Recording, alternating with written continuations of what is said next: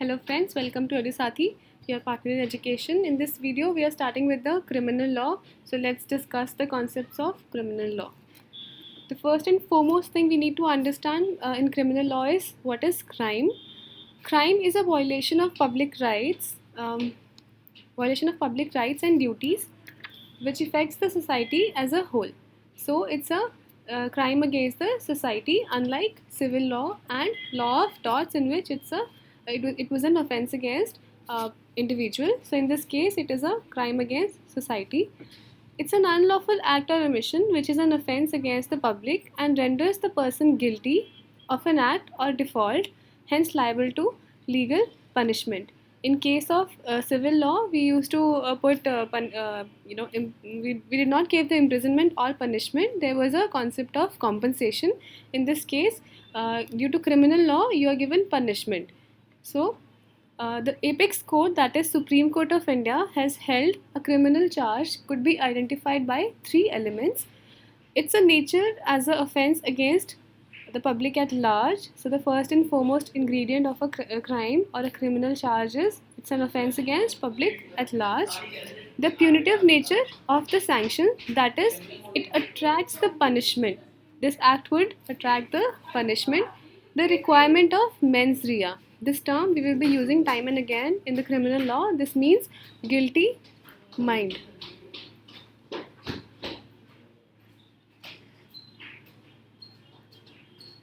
Okay, so there is the requirement of mens rea, that is, you must have guilty mind. So the kind of punishment that is given under criminal law is either fine or imprisonment and fine. You could be imposed fine only, or you can be given imprisonment and fine, or imprisonment or fine. Okay, so these are the kinds of punishment that can be given in criminal law. What are the fundamental ingredients of a crime? Actus non facitrium nisi mensit rea. This is the principle which governs the whole concept of criminal law. It says, without a guilty mind and a guilty act, there cannot be a crime. So this is the whole concept of and fundamental nature of the crime. So we understand what does actus reus means. This is the term which is used in this principle. Actus reus is the term used for physical act. That is, there must be a physical act, that is a guilty act.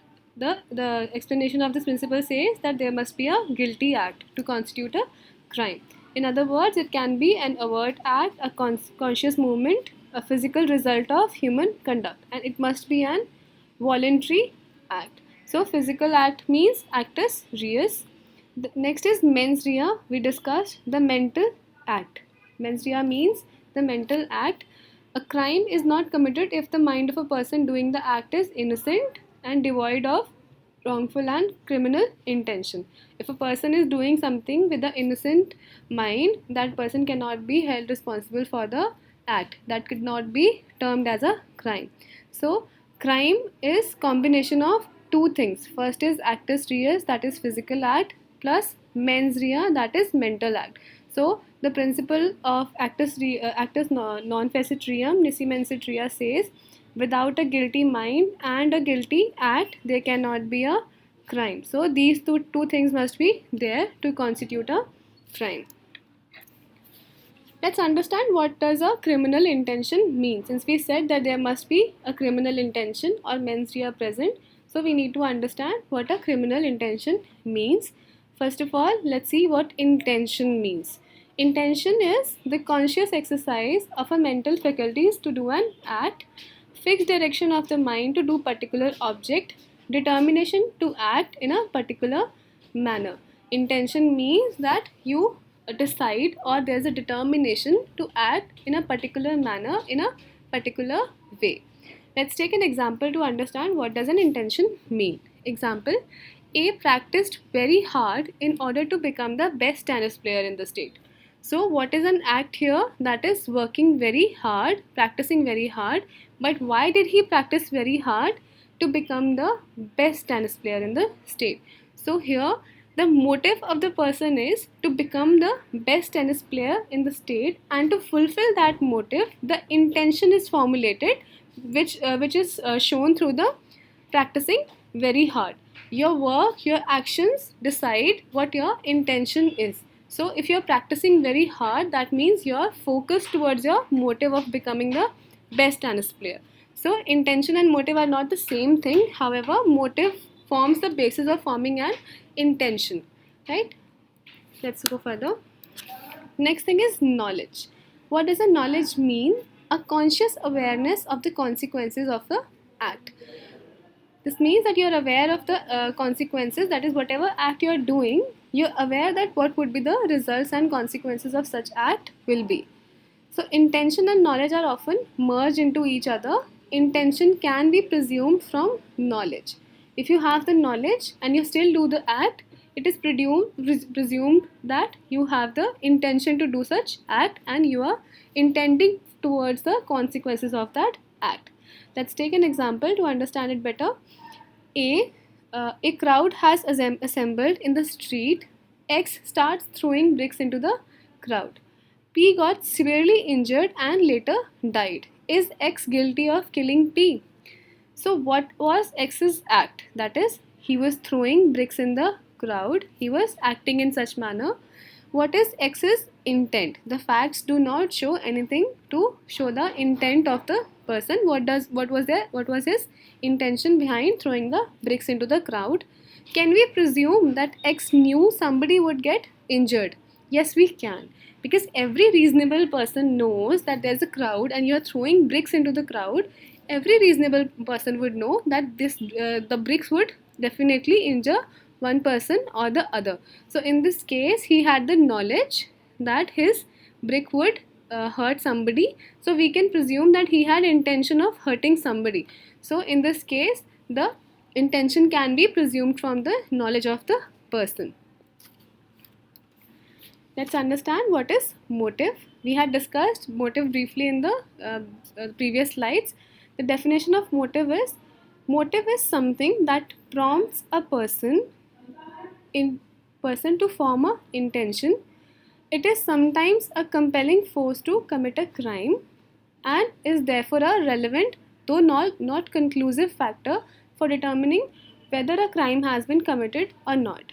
Example: A practiced very hard in order to become the best tennis player in the state. This is the same example we are taking forward. What is the act? That is practicing very hard, which shows the intention of the person. But why did he practice very hard? To become the best tennis player in the state.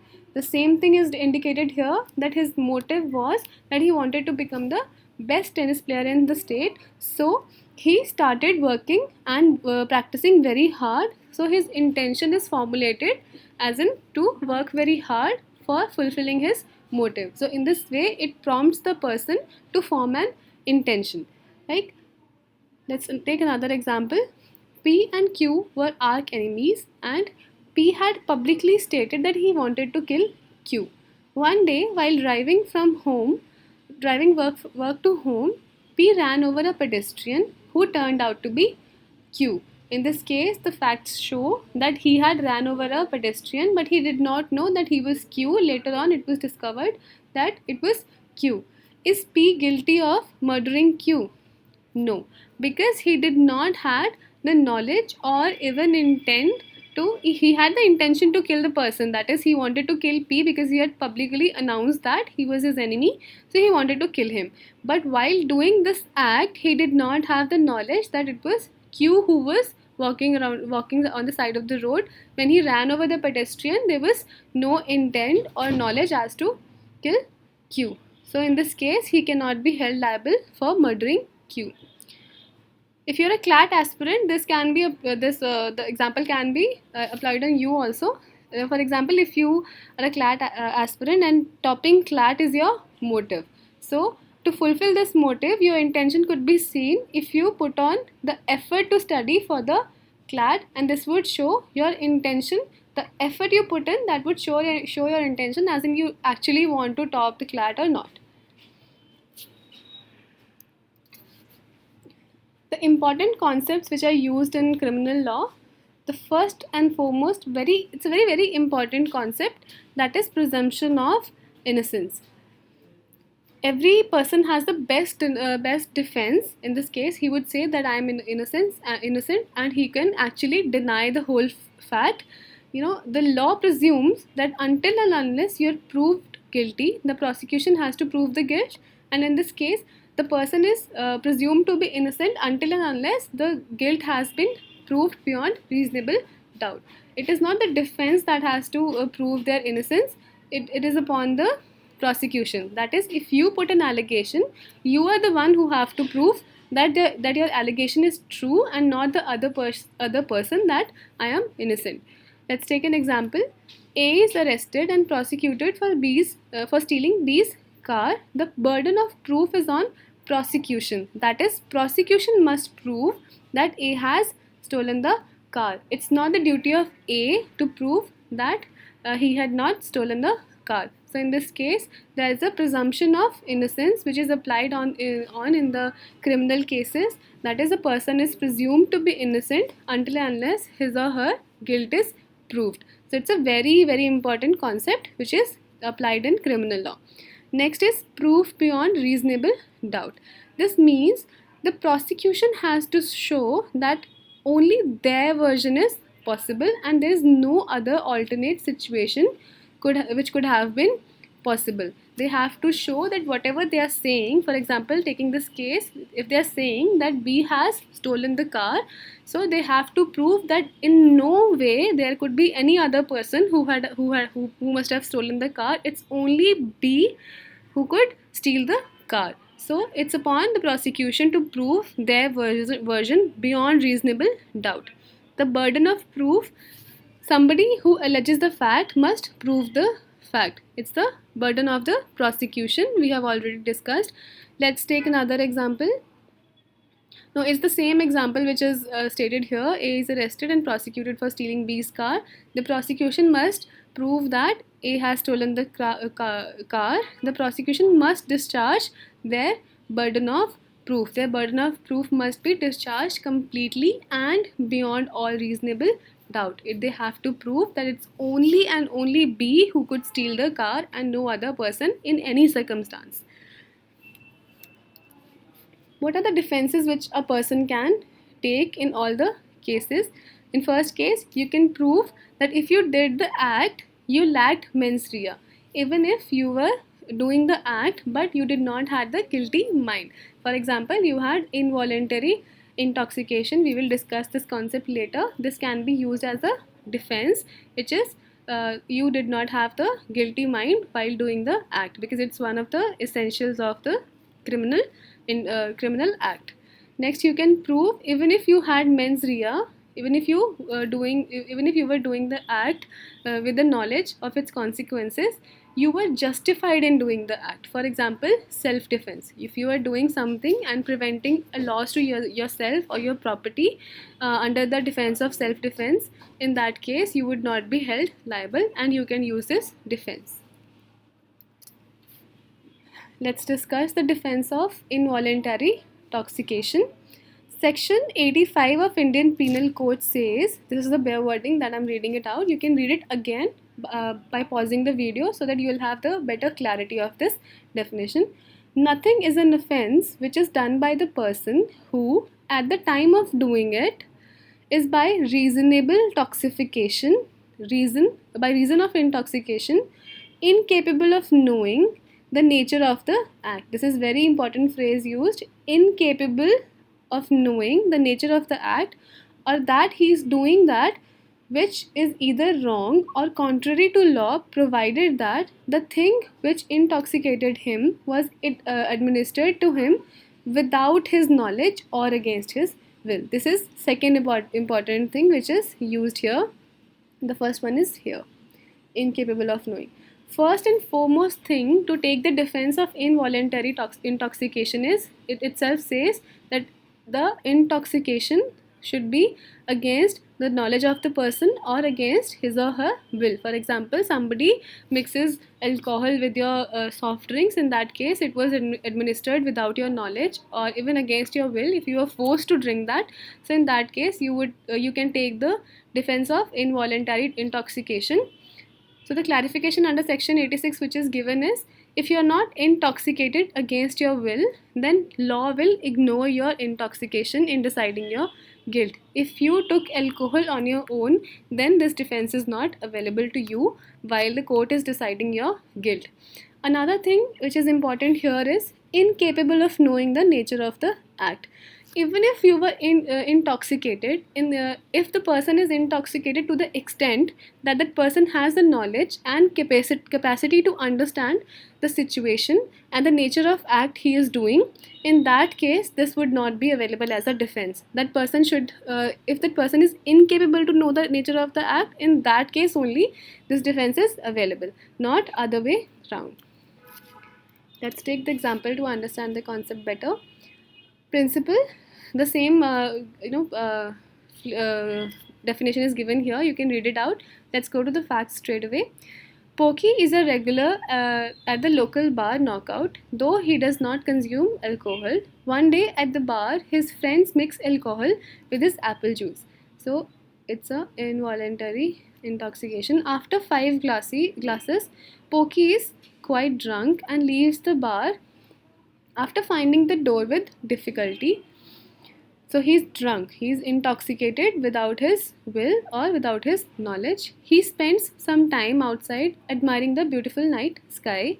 He notices a person walking down a dark alley near the bar and sets off behind him with a view to steal his wallet. When he nears the person and asks him for his wallet, the person refuses and Pokey beats him up. Pokey is arrested and claims the defense of intoxication. So what were the essentials we discussed? Let's go back to the slide. There are 2 things which must be present. First thing is it must be without his knowledge or against his will, right? Which is present in this case. And second is that he must be incapable of knowing the nature of the act. So first thing is there, that the intoxication was against his will because his friends mixed the alcohol with his apple juice. However, there are 2 things which provide for the capacity of Pokey to understand the situations and the nature of act which he was doing. First is when he finds out the person that he was walking down the dark alley near the bar, and then he sets off behind him with the intention to steal his wallet. So he had this capacity of understanding that the person is walking alone, so he sets off behind him. Next thing is he consciously asked the person for his wallet, right? So he knew that he was asking the person for his wallet for stealing it. So next thing is when he refuses, he beats him up. So all these facts show that the person was able to understand what he was doing, right? So in this case, even after intoxication, his incapacity is not there to understand the situation. So the defense of intoxication would not be available to Pokey because he did everything under the conscious mind and he knew whatever he was doing and the nature of the act. Next concept we need to discuss is right to self-defense. The self-defense we have already discussed in the case of in the PPTs of torts. It means when you're protecting yourself or your property against the imminent danger by using warranted force. The force should be adequate enough to protect the harm, so it should not be unwarranted or excessive force. So let's understand the ingredients of a right to self-defense. You should be protecting your body or property or even others. In the cases of others, this could be a tricky area wherein it would depend upon the facts and circumstances whether protecting others in certain circumstances you would be given the right to self-defense or not. So this is upon the circumstantial basis whether the protection of other or others' property is covered under the right of self-defense. Against an offense against human body or property, the protection should be against the offense. Even if an act is not an offense, because of general defense of intoxication and insanity, every person has the right of private defense against that act which he would have if the act were an offense. Even if that act which is going to harm the person is not an offense due to the defenses available of intoxication and insanity, even in that case the right of private defense would be available, right? So it does not matter if that person is aware of the fact that it's not an offense. The right of private defense is available in every circumstance where when there is a reasonable apprehension of danger or when the danger has actually begun. So the protection could be started in case of reasonable apprehension of danger or when the danger has actually begun. The apprehension of danger also provides you the right of self-defense provided the force used is adequate and not excessive. Response must be proportionate, like proportionate force should be used. The terminology or the line which is used here is a pin is not to be warded off by a sword. So warding off a pin would be an unproportionate or unwarranted force is used if it's warded off by a sword. So next thing is there is no self-defense against self-defense. Self-defense is available against an offense. So there cannot be two self-defenses available in a single situation. There will be an offense and there will be a self-defense available against that offense. So there cannot be a self-defense against the self-defense. So it's a very simple concept that you can protect your body against the imminent harm. Let's take a problem. A person may use reasonable force in order to protect his property or person. However, the force employed must be proportionate to the danger posed. Facts. Najappa was sleeping in his apple garden to protect the apple fruit from the thieves. At midnight, he woke up by the noise of apple branches falling down and saw a few dark people armed with machetes. It's a kind of a thief, or I guess a tool used for killing somebody. It's a kind of a, I can say a knife, a big knife. It is called machetes in fact. They apparently did not notice Najappa's presence. Najappa shot at them with his gun. The shot killed one of the thieves and the other fled from the scene. Najappa was sought to be prosecuted by the police for culpable homicide. Najappa claims the right of self-defense. So, in this fact, in the facts, there was no imminent danger of harm to Najappa. Even in this case, the thieves had not noticed him. They apparently did not notice him. He used excessive force by shooting one of them. So one of them was killed. So there has to be a imminent danger to the person or his property. There was a danger to the property of the person, but the force which he used by firing a shot on them was an excessive force and thereby killing one person. So he cannot be given the right of self-defense. Next concept is under section 378 of Indian Penal Code, that is theft. Let's take the bare wordings. Bare wording is the wordings used in the Indian Penal Code. Whoever intending to take, there should be an intention, intending to take dishonestly any movable property. So theft is applicable only in the cases of movable property, not immovable property. Out of the possession of any person without that person's consent moves that property in order to such taking is said to commit theft. There must be an intention to take the property, movable property, out of the possession of the person dishonestly without that person's consent, and that moving would amount to theft.